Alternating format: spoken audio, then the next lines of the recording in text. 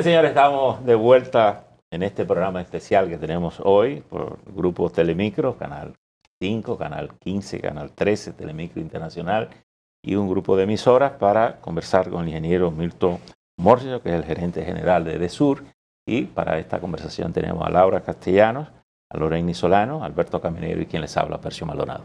Un placer tenerlo, ingeniero. Bueno, muy buenos días. El placer es mío, don Percio, Laura, Loreni, Caminero. Como siempre, un placer estar aquí con ustedes. Ustedes cuéntenos cómo va todo este proceso de energía.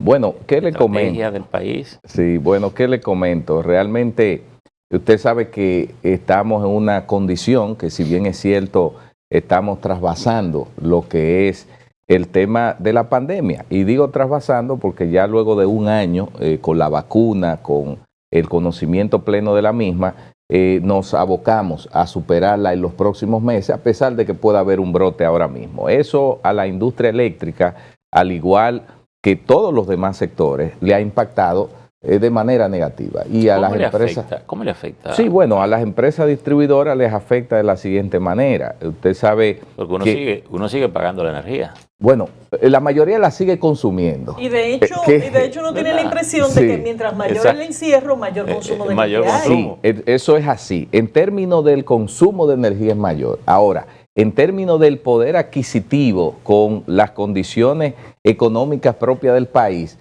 entonces a las empresas distribuidoras y a la caja les afecta. Por ejemplo, en marzo del 2020, cuando inicia la pandemia, ¿qué ocurrió? El país se cerró. Durante todos esos meses posteriores se tuvo que dar mayor cantidad de energía, pero las personas, muchos perdieron el poder adquisitivo, el tema de los empleos, y eso afectó el tema de lo que fueron las recaudaciones mismas de la energía.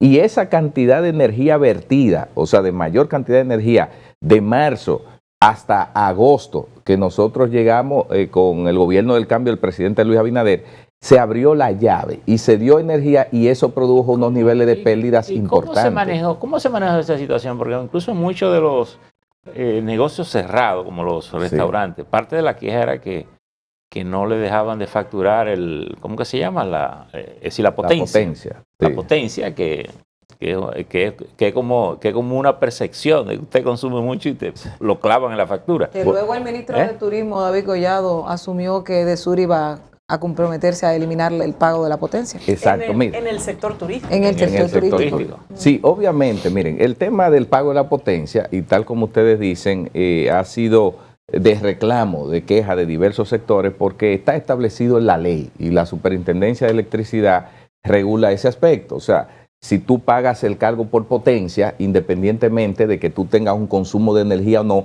te aparece la factura. Nosotros como distribuidora no podemos eliminar ese factor, porque entonces estaríamos violando la ley y la regulación de la Superintendencia de Electricidad. Ahora, ¿qué pasó? Sumergido diversos sectores, industrias y comercio en esa situación económica, nosotros tuvimos que flexibilizar el tema de lo que es el cobro y ahí se produjo una serie de retrasos importantes que afectaron las cajas de las empresas distribuidoras. Para que ustedes tengan una idea, en marzo del año 2020, las pérdidas de distribución estaban en alrededor de 21% y tanto. Cuando nosotros recibimos la empresa distribuidora en agosto, para cerrarlo agosto, ya 1 de septiembre de ese mismo año, es decir, 6 meses después, las pérdidas habían aumentado a 24%. Es decir, que aumentaron casi 3% porque se abrió la llave, mucha gente tuvo energía, pero no mucha gente tuvo la capacidad de pagar esa energía. ¿Se tiene una idea de ese porcentaje en términos económicos? ¿Qué significa? Claro. Se lo voy a traducir. Entonces, pero lo conecto con esa pregunta que Laura hace. Dice, ¿y ahora en cuánto está? Bueno, desde septiembre a ahora, a mayo, ha subido a 26. Es decir, que en 9 meses, sí, claro, ha aumentado 2% en estos 9 meses, pero en los primeros 6 meses de la pandemia aumentó 3%. O sea, nosotros la recibimos en 24 y está en 26. Ahora, ¿qué? Ese es el caso de Edesur. El caso de Edesur. Okay. Pero o sea, que eso pudiera ser distinto en las otras distribuidoras. Bueno, pudiera ser incluso mayor. Exacto. En el caso de Edeste también fue afectada y también Edenorte en proporciones diversas. Ahora, déjenme explicarle por qué se da eso. Mire qué sucede. En el caso de Edesur muy propio, y es bueno que se sepa, En este año de la pandemia, alrededor de 710 clientes que son comerciales, industriales y demás, dieron de baja a sus contratos de electricidad. ¿Usted sabe qué darle de baja? Que cerraron, que tuvieron 710 clientes. Esos 710 clientes a nosotros nos significan alrededor de 2% de esa pérdida que está ahí. ¿Por qué se da eso? Porque mire qué sucede. O sea, que son clientes grandes. Exacto, que salen, y también lo más penoso que uno entiende hasta cierto punto por la situación económica, pero desde el punto de vista de la empresa y la percepción a veces cuando se habla del tema de las pérdidas no se toma en cuenta lo siguiente, y es que muchos de esos que dieron de baja entonces se fueron a la ilegalidad. Nosotros hemos descubierto que muchos negocios que dijeron que iban a cerrar, lo que hicieron fue darle de baja ante la distribuidora para no seguir pagando el tema de la potencia, pero por detrás se conectaron ilegal. De manera ilegalmente. Claro, y eso es lo que nosotros estamos viendo, por eso es que se mantiene en este año virtual, que nosotros estamos dando el 99% de la energía. Ustedes tienen que haberlo percibido, que hay una mayor cantidad de energía. Le iba a preguntar de eso, pero usted más o menos adelanta una parte de lo que puede ser la respuesta, en el sentido de que algunos hicieron un tigraje de que salgo aquí y me conecto. Porque le iba a preguntar, la pandemia también ha generado nuevas maneras de operar. Y tal vez muchas empresas descubrieron en la pandemia que podían seguir operando en otra modalidad de negocio. ¿Tienen ustedes la información detallada de cuántos hicieron el tigraje de conectarse y seguir haciendo lo mismo? ¿Y cuántas a lo mejor cambiaron la modalidad operativa?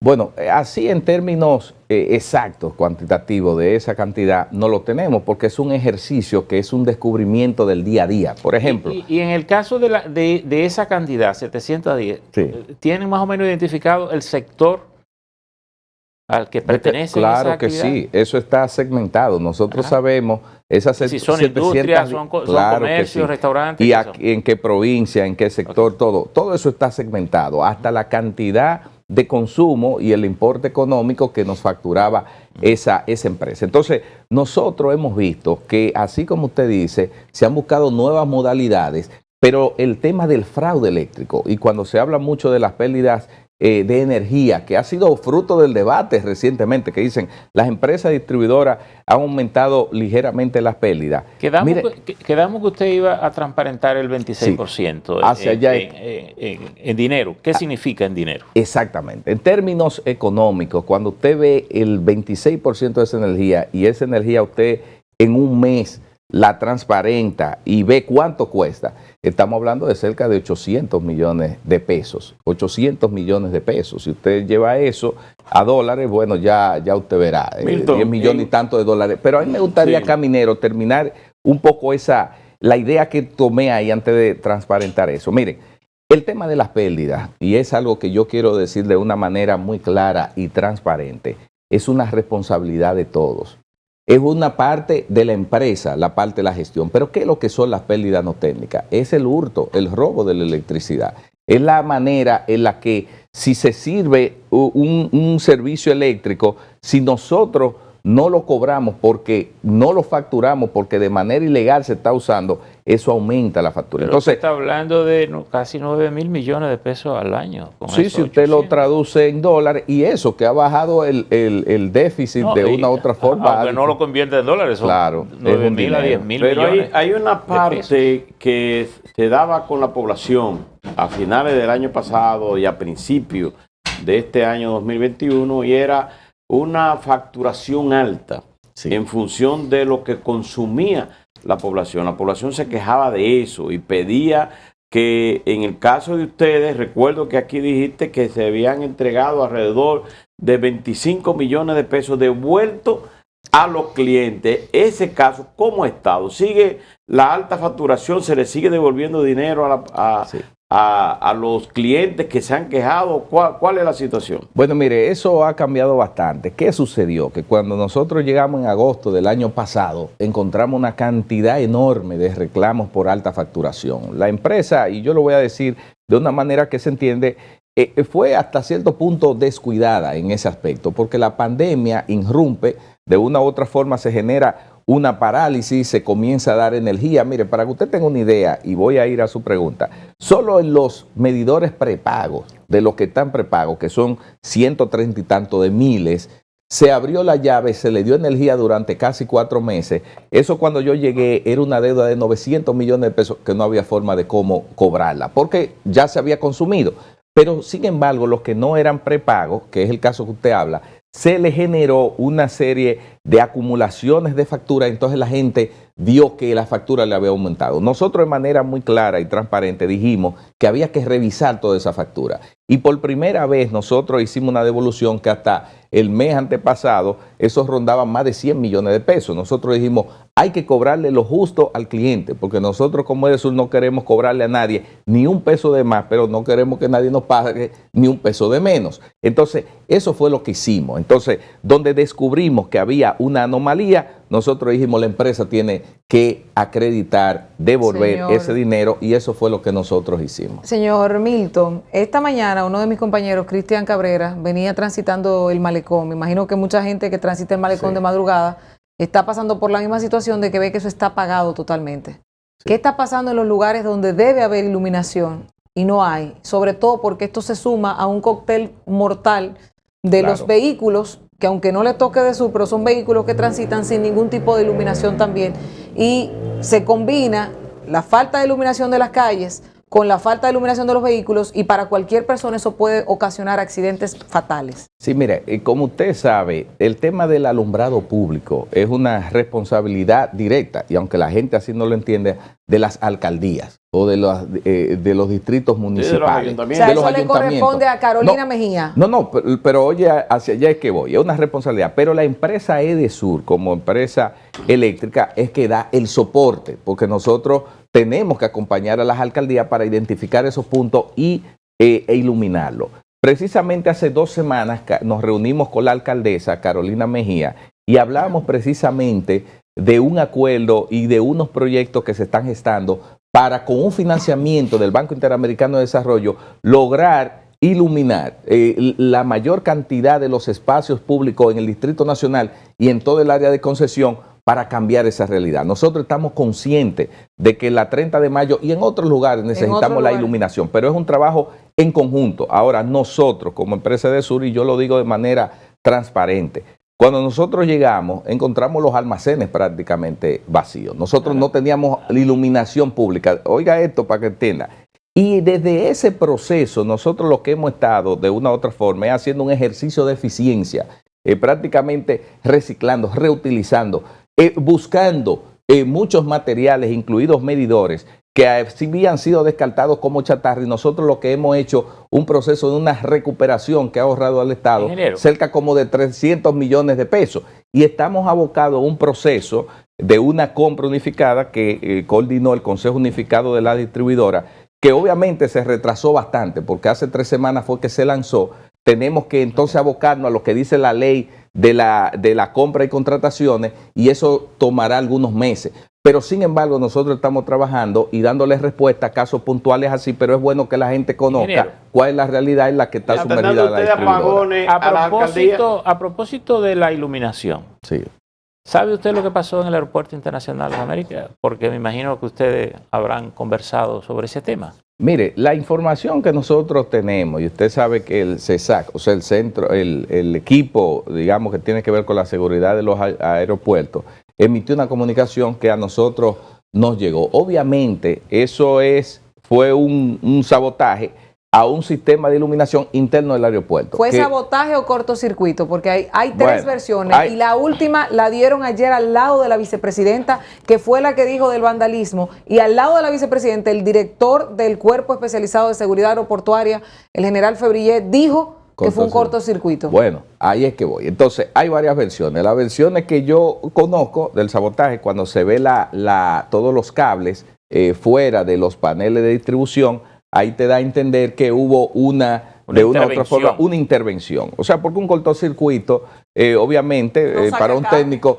no saca todos los cables, pero vamos a suponer, esa es la versión que nosotros tenemos. Ahora, si el director del CESAC Exacto, si el director dice que fue un cortocircuito, yo no estaba ahí, yo no he hecho el levantamiento, yo tengo que abocarme a lo que físicamente he visto Hay que a través ver de si la son los foto. cables que están sonando, que es una fotografía falsa también, la que han usado muchos medios. Bueno. Porque por eso digo, hay que ver qué pasó ahí. Perfecto. Milton, ¿y qué pasó en EDES con la destitución ¿En qué? de Tomás Osuna. Osuna?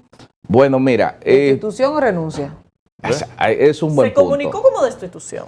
Sí, mire, es que es una combinación. Hay un Recuérdense. decreto destituyendo. Exacto. No se supo de Sí. renuncia de él. No, pero obviamente recuerden que él estaba nombrado por un decreto. Por tanto, debe haber un decreto que lo destituya de la posición. Pero hay una realidad que le explicó el ministro Almonte muy claramente. Y yo soy testigo. El ingeniero Osuna hace algunas semanas había manifestado su interés de salir de la administración de este para dedicarse a labores profesionales particulares y lo había manifestado. Obviamente ya Sí. la intríngulis de cómo se dio eso, el tiempo y Ahora, demás. yo Que conversé- me parece eso- curioso, yo conversé con no, él. me parece curioso, díganme por qué.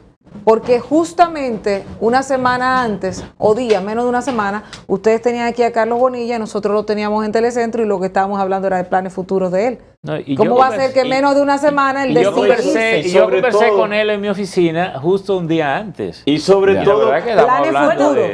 De hecho, aquí había previsto una entrevista. ese Él- mismo Claro. día, Él ese no, mismo parecía, día, él no parecía estar de retirada No y sé. se comentaba en el sector eléctrico desde hacía un par de semanas que esa destitución se iba a producir. Bueno, pues mire, yo le digo en función... Rumores, oye, rumores que no, nosotros no. suponemos que te llegaron a ti mucho mejor que a nosotros. No, claro, pero mira, yo les digo algo. Obviamente, quien puede darte fe y testimonio de sus razones, del por qué dio esa información a otra, Es es él. el mismo. Ahora, yo quiero de manera responsable, porque quiero ser lo más transparente posible, a mí él me lo había dicho hace algunas semanas antes. Ya, con eso tumbo el rumor Pero- en lo que respecta a mí. Ahora, ¿por qué él después le comunicó a ustedes eso y habló de planes futuros? Ya eso habría que pero, sentarlo en Milton, este asiento Milton, para hay que él algo. lo diga.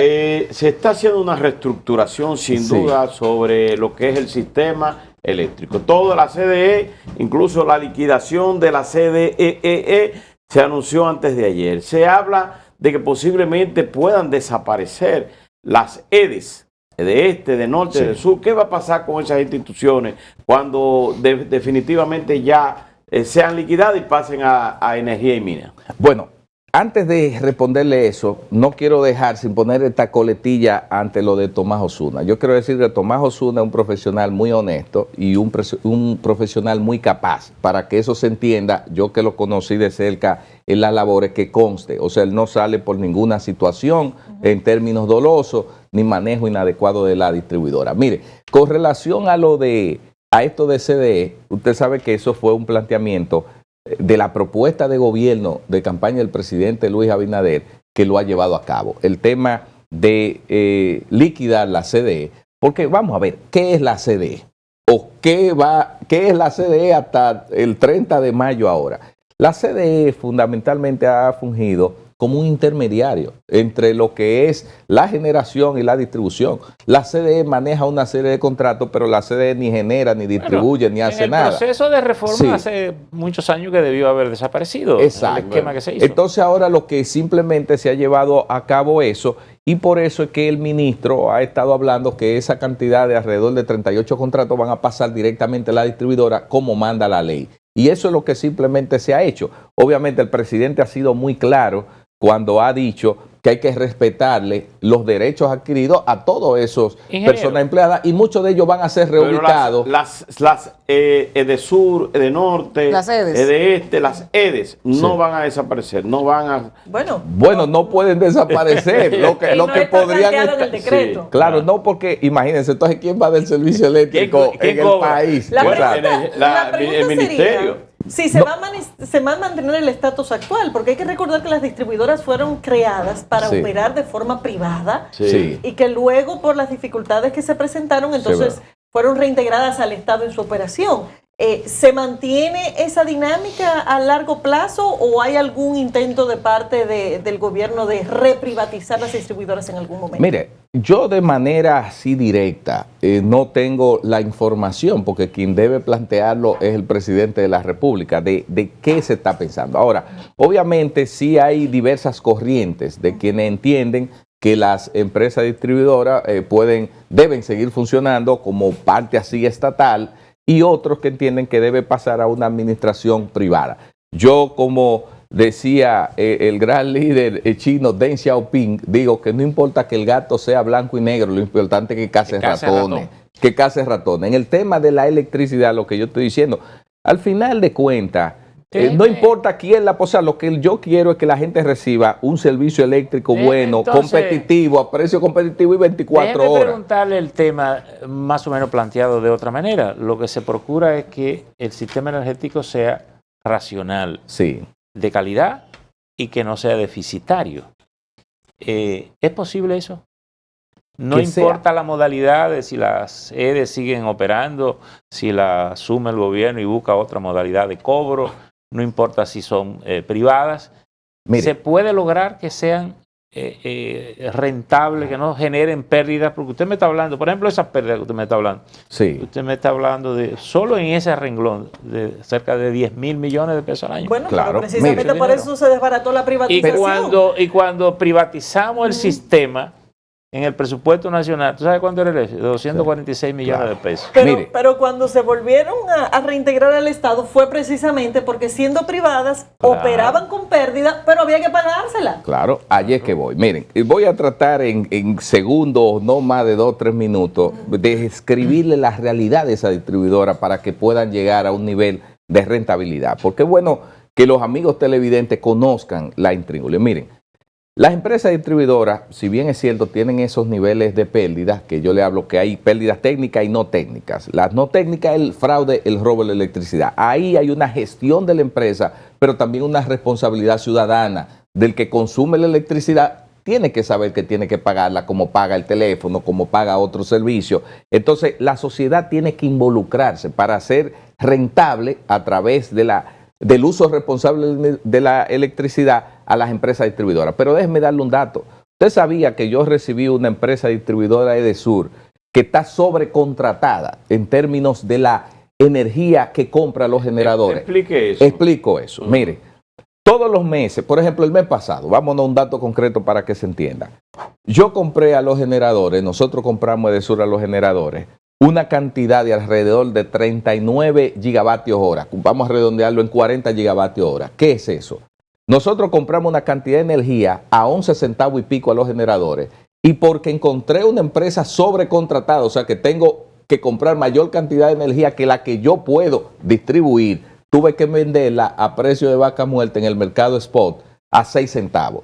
Esos 5 centavos de dólares... De 11 a 6.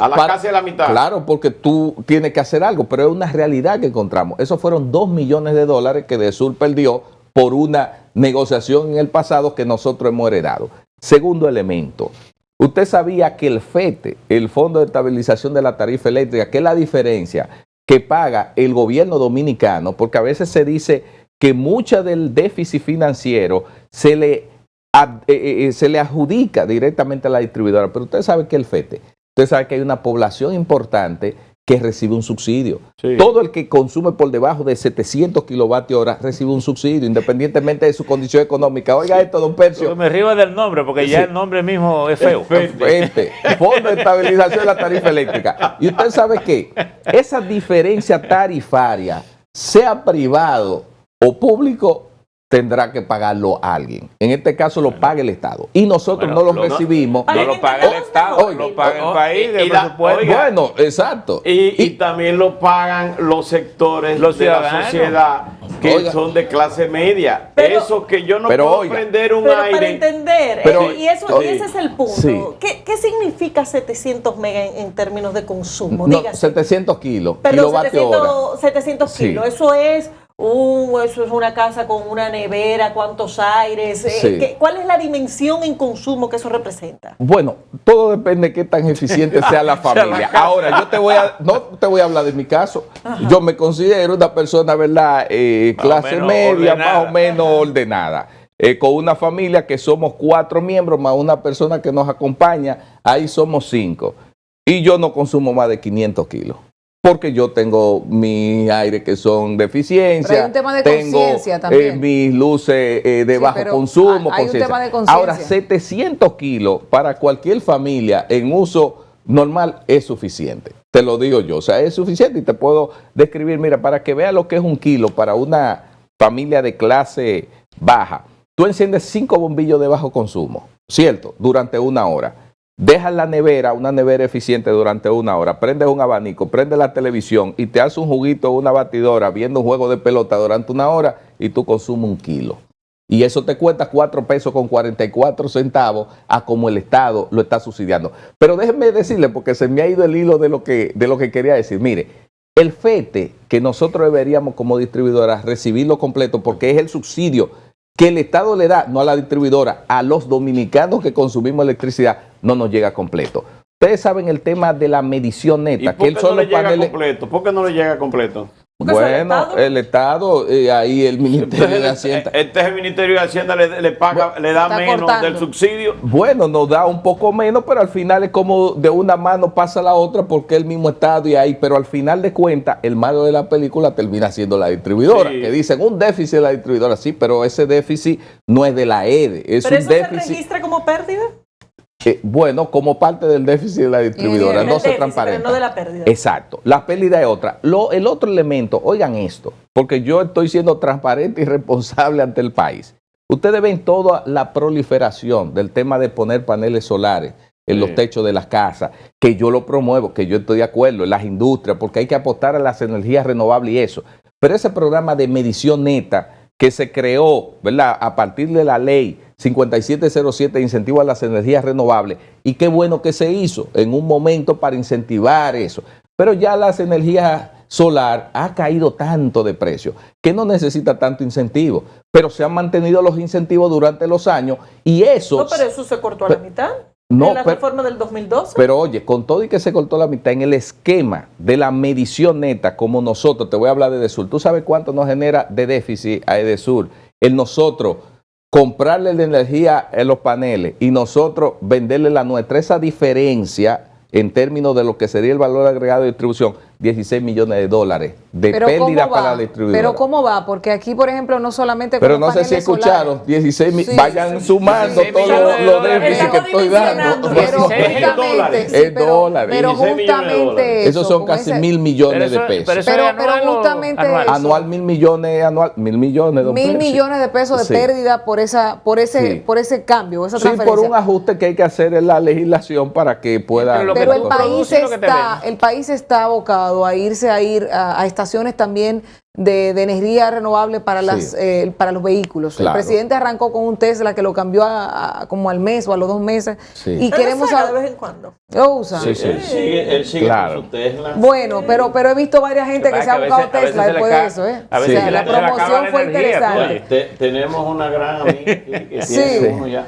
Sí, pero déjame decirte que el punto es en qué está esto, porque hay mucha gente, se está viendo que se están inaugurando estaciones para energía renovable, no solamente con el tema de los paneles, qué tan eficiente es, qué tan factible es, si una persona decide tener un vehículo eléctrico y que pueda irse a cualquier parte del país si tiene con qué subsidiarse. No, mira, obviamente el tema de la movilidad eléctrica es una realidad en el mundo y en la República Dominicana, en comparación con el Caribe y los países de la región, llevamos una velocidad Aquí muy tenemos importante. una matrícula bastante diversificada. Exactamente. Más que el promedio de Sí. Centroamérica y el Caribe. Edesur como empresa, nosotros estamos promoviendo, apoyando, participando en ferias y también hemos llegado en lo que la Superintendencia de Electricidad, que es quien regula y debe regular la tarifa y el mercado y eso, como están trabajando en un proceso de sacar el reglamento para la movilidad eléctrica, nosotros estamos propiciando e impulsando para que más empresas en el área de concesión nuestra se puedan instalar cargadores eléctricos, porque, Loren, la factibilidad es grande en términos de si tú compras un carro eléctrico, lo que tú utilizas para cargar ese carro en términos de electricidad es pero mucho, mucho menos que lo que tú pagarías con gasolina o gasoil. Esa es la realidad. Con relación al tema de los paneles solares, todavía sigue siendo demasiado costoso poder instalar paneles solares, a pesar de han bajado mucho los precios. Pero como quiera, sigue siendo muy costoso. No todo el mundo lo ve en la percepción del prorrateo o hacer una amortización diciendo, bueno, si yo lo gasto, hago esta inversión, en tanto tiempo voy a estar pagando menos. ¿Hay algún incentivo a través de EDESUR para que la gente sepa de esto y pueda vincularse al tema de la energía solar? Bueno, como yo te decía... ¿Se está poniendo delante de que lo quiere quitar? No. Oye lo que yo te estoy diciendo. No, realmente... Decir que ha bajado mucho. Oye, pero déjame decirte, porque hay que entender, miren, lo siguiente. No, Laura, yo vuelvo y digo, yo soy un promotor, pero no de ahora en EDESUR, desde hace muchos años. Miren, hay mucha gente que quizás no conoce, no recuerda algo. Yo en el año 2000-2004, en el gobierno de Hipólito Mejía, yo fui el director de Energía de Industria y Comercio, y ahí nació todo eso que ustedes ven del tema de las energías renovables, esos paneles. Yo dirigía eso hace muchos años, o sea que yo soy un fiel creyente de las renovables. Ahora, ¿qué es lo que pasa? Aunque le haga un hoyo de 16 millones. Bueno, pero lo que pasa es, ¿tú sabes cuál es la diferencia? Que si eso se ajusta, y somos exactos, el que hace una inversión, en vez de recuperarla en 2 años y medio, la recupera en 3 años y medio. Pero ¿qué es lo que hay que ajustar de forma exacta? Mira, lo que pasa es que nosotros tenemos algo que se llama la medición neta, y nosotros el net metering. Entonces nosotros estamos abogando que debe ser una facturación neta, o sea, net billing en inglés. ¿A qué nos referimos? Mira, ahora mismo nosotros lo que intercambiamos son gigavatios hora. Pero el gigavatio hora, el que instala un panel solar, produce kilovatio hora. El que tiene un panel solar produce un kilovatio hora que lo inyecta a las redes de EDESUR o de norte o de este, ¿cierto? El costo de ese kilovatio hora que me generó ese panel solar tiene un valor X, pero es el panel, toda la infraestructura, la inversión, el inversor, y me conecta a mi red. Pero el kilovatio hora que produce EDESUR, EDENORTE y EDEESTE tiene otros costos, que es mayor que ese. Pero entonces en el mes neteamos, Caminero produjo 100 kilovatios hora, un ejemplo, y él me consumió a mí 120, él me paga 20. Entonces cuando hacemos un intercambio físico de kilovatio hora, parecería que cuesta lo mismo, pero es que estamos intercambiando un Mercedes-Benz con un Toyota. Entonces lo que nosotros estamos diciendo, vamos a netear costos. Y cuando tú neteas costos, entonces estamos intercambiando 2 Mercedes-Benz o 2... No, en términos del costo. Son los carros que estamos intercambiando, pero a precios diferentes. La energía es la misma. Lo único que usted la produce de manera diferente. Exacto. Pero lo que habría es que... Y ahí yo quiero volver al tema de la rentabilidad. Porque... Sí. El gobierno tiene un desafío, que es la reforma fiscal, y cuando se habla de la reforma fiscal se habla de una reforma integral, es decir, eso quiere decir que le levantemos la falda a la realidad y veamos todo lo que hay. ¿Cómo? Sí. Entonces, ¿cómo el gobierno puede? Porque usted dice que le está comprando a las productoras de energía a 11 centavos de dólar. Ahora. Y que usted está vendiendo a 6 centavos. No, eso o es a 5 centavos. No, esa es una parte vendida en el mercado spot. Pero es la que le genera una sobrecontratación. Una sobrecontratación. Entonces, ¿cómo resolvemos todo esto que haga que las distribuidoras no carguen con el papel del chico malo, el chico deficitario? Claro. Y lo que quiere decir que si estamos haciendo eso, estamos subsidiando a lo que producen energía. Claro. Mire, esa pregunta que usted nos hace es la pregunta clave de cualquier mesa de discusión, ¿verdad?, para transparentar el sector eléctrico. Yo les voy a decir algo. Primero, hay un compromiso de este gobierno, de esta administración del presidente Luis Abinader, de hacer mucho más eficiente las empresas distribuidoras en términos del gasto, en términos de la empleomanía, en términos de una serie de cosas para luego nosotros poder exigir algunas cosas. Por ejemplo, en el caso de EDESUR, que ha habido mucho debate y se ha hablado que si se han reducido los gastos, que si se ha reducido la nómina, que si las pérdidas han aumentado. Déjeme decirle algo. Nosotros, para el mes de junio, cuando se revise eso, nosotros habremos reducido alrededor del 15% de la nómina en cantidad de empleados que nosotros encontramos. Ese es el resultado a junio del próximo mes. Es decir, que hay una eficiencia ahí. Eso va a representar ahorros significativos que anualizados rondarán los 100 millones de pesos menos. Nosotros en términos de gastos, como les dije, las empresas distribuidores, bueno que se sepa, porque en cuartos fríos a veces se denuncia y se dice que han aumentado las pérdidas, que han hecho esto y lo otro. Y yo me quedo observando y digo, ¿qué es lo que son las pérdidas? Miren, nosotros en términos concretos, lo que hemos hecho es estabilizar la tendencia alcista que llevaban esas pérdidas. En 6 meses de pandemia subió cerca de 3%. En 9 meses nosotros le hemos estabilizado en 6 y hemos sincerizado, gracias a la pandemia, lo que son las pérdidas. Ustedes saben por qué las pérdidas estaban más bajos antes de nosotros llegar en las otras administraciones, y lo digo responsablemente, porque se gestionaba la demanda, se daban apagones para mejorar los indicadores. Los niveles de abastecimiento andaban por el 84-85%, nosotros estamos en el 99%. Pero oiga, don Percio, porque cuando uno ve eso, a medida que tú das más energía producto del año escolar, el año virtual, tú tienes mayores niveles de pérdida. Pero entonces, fíjese una cosa, usted me acaba de dar un dato, bueno, acaba de dar un dato, en esos esfuerzos gerenciales, digamos, usted se ahorra 100 millones, pero solo en 2 renglones de lo que usted nos ha dado,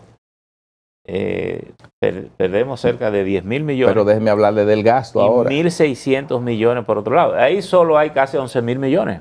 No, claro, pero ahí, pero en ese déficit, está ahorrando 100. Oye, no, claro, porque ese es un renglón. Sí. Hay que ver el tema del gasto. Mira, nosotros también, cuando llegamos, ¿qué ha pasado? Si tú ves el tema de las inversiones, como le decía, la compra de material y demás, eso por diversas razones y temas que tienen que ver con no cometer los errores que se cometían en el pasado, de tener compradores, suplidores que alteraban los precios, etcétera, etcétera.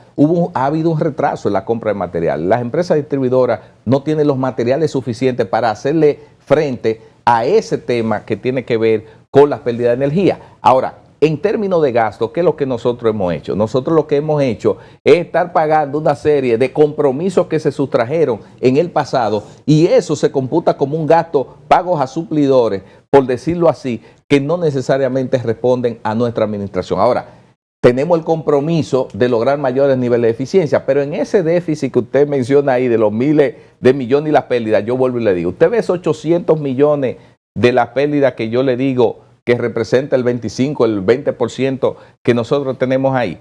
Ahí yo vuelvo y recalco, hay una parte que es la gestión de la distribuidora, de caerle atrás para que la gente no se coloque, no robe la electricidad, etcétera, etcétera. Y eso se está haciendo porque, y eso es cierto, lo que pasa es que la conducta histórica, tanto de las distribuidoras como del gobierno central, ha sido ser complaciente con ese tema, permitir que ciertos sectores casi completos se roben la luz porque hay un componente político de por medio, de que se le tiene miedo a tener una persecución real del robo de energía eléctrica que está perfectamente sancionado en la ley. Claro. ¿Va a haber un cambio con esa política histórica? En el gobierno del cambio. Ya lo hay. Déjeme darle algún dato. En el pasado mes de abril, nosotros identificamos 82 conexiones de transformadores ilegales solo en San Cristóbal y ya las desmantelamos.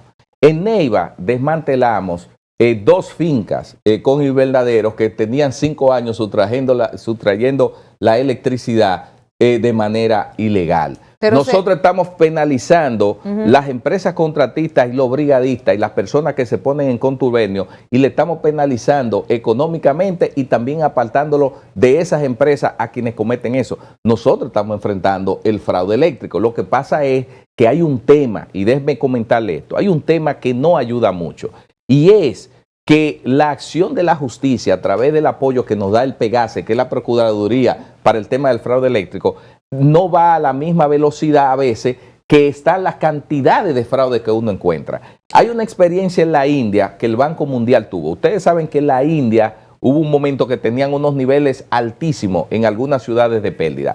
Y se legisló y se trabajó para que las distribuidoras pudiesen hacer sometimientos judiciales, levantando un acta cuando encuentra un infractor, y eso les redujo en India, en una ciudad, de 30% de pérdidas que tenían a 15%. Nosotros no podemos hacer eso. Nosotros encontramos un fraude que lo he encontrado en diversas industrias, comercio y demás, y no podemos judicializar eso. O sea, entonces yo corto. Tienen que esperar que sea la Procuraduría Entonces yo corto, tratando de reducir mis pérdidas, me voy y a la semana vuelven y lo hacen. Igual, entonces, A la es semana, un tema eso al día al otro siguiente. día. Entonces, lo que le digo es un tema, oigan esto, no es un tema tan sencillo, por eso es que yo digo que la reducción de las pérdidas de energía es responsabilidad de la GEDE, pero la mayor responsabilidad es del ciudadano, porque el que conoce un vecino que se está robando la energía y no dice nada, es cómplice por omisión, porque no está ayudando, está contribuyendo al déficit. Se conoce quiénes son casi siempre en el barrio, lo que Bueno, y como decía Osuna lo dijo aquí, siempre el que arregla eso es cojo o le falta una parte del cuerpo, pero una cosa, bueno, no, lo que pasa es que quiero irme a un tema político, sí, y es el tema de la reforma fiscal y la necesidad que un sector del gobierno mantiene de que se dé, pero otra parte entiende que políticamente eso le puede afectar a esta gestión de Luis Abinader. Pues déjeme ponerle eso mismo para que usted dé una respuesta. Usted hablaba de los gastos y lo que usted encontró. En principio el gobierno comenzó como haciendo unos escarceos que parece que se han tranquilizado. ¿Fue que encontraron la conexión de los cables o...? Mire, nosotros, obviamente, la Procuraduría General de la República, el presidente Luis Abinader ha insistido, y es así, es un órgano que está funcionando de manera independiente. Ellos solicitaron a todas las distribuidoras las informaciones, ellos las tienen todas. Ya es una acción en términos de la justicia de qué ellos hacen con esas informaciones que solicitaron a las ERES, ¿cierto? Con relación a lo que tú decías, Loreni, yo confío en la sensatez, el buen tacto y en la sapiencia del presidente Luis Abinader para tomar las decisiones que él entienda necesarias en el momento determinado, y estaremos acompañándolo en esas decisiones. Obviamente, ¿qué es reformar en términos fiscal? Una cosa y otra, eso tiene que ser parte de una mesa de discusión, de diálogo, donde participen todos los sectores y sea un pacto, no que el gobierno sea responsable, sino que la sociedad sea la responsable para que todos podamos avanzar. Pero el pacto del sector eléctrico está judicializado. Bueno, un sector plantea eso, pero al final de cuentas yo abogo que el próximo pacto sea resultado de la sociedad. Muchas gracias, Víctor. Muchas gracias. Gracias por estar con nosotros. Ha sido muy placentero hablar, interesante hablar, con muchas informaciones.